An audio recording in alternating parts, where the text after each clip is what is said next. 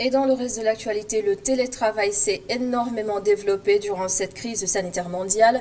Des milliers de personnes s'y mettent, même des agents des Nations Unies basés ici au Sénégal.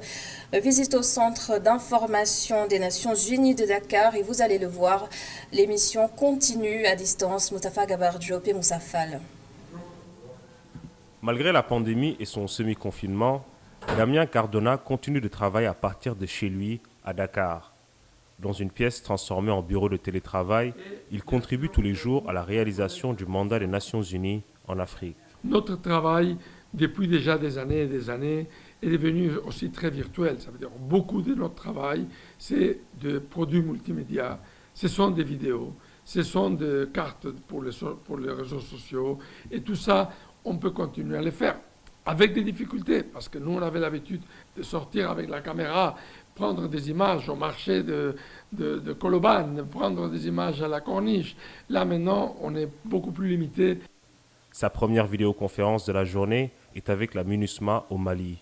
Au programme, la présentation d'une campagne de sensibilisation sur les infox ou fake news en langue nationale.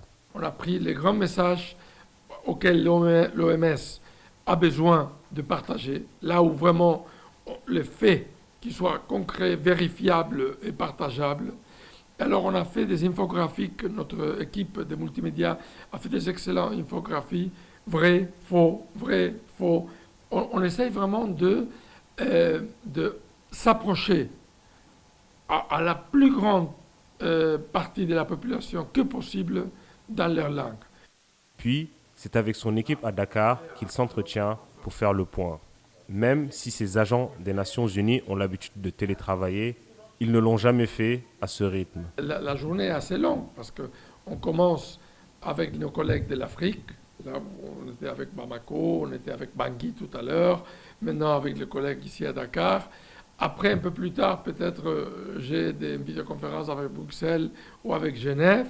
Et à partir de 14 heures, c'est New York qui se réveille. Il n'y a plus d'horaire. Toutes ces barrières ont sauté en réalité. Parce que vous êtes disponible tout le temps. Donc c'est ces règles-là peut-être. Et ça, moi je ne suis pas directeur des ressources humaines. Mais c'est peut-être cette définition du temps de travail qui peut être redéfinie. Car on perd la notion du temps. Si le télétravail se pratique par défaut pour la plupart en ce moment au Sénégal, Damien Cardona est convaincu que cette méthode de travail devrait se généraliser, même après la pandémie. Pour revenir, parce qu'il ne peut pas substituer complètement la façon de travailler classique, bien sûr, mais il est très complémentaire. Et je pense que je dois vous dire une vérité que je pense que c'est incontournable, que beaucoup de collègues le disent.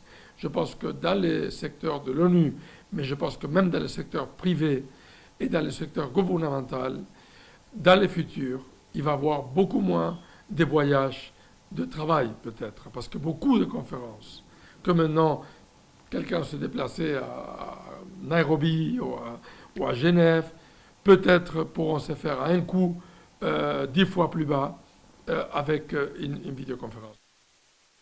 Et voilà, c'est la fin de ce journal.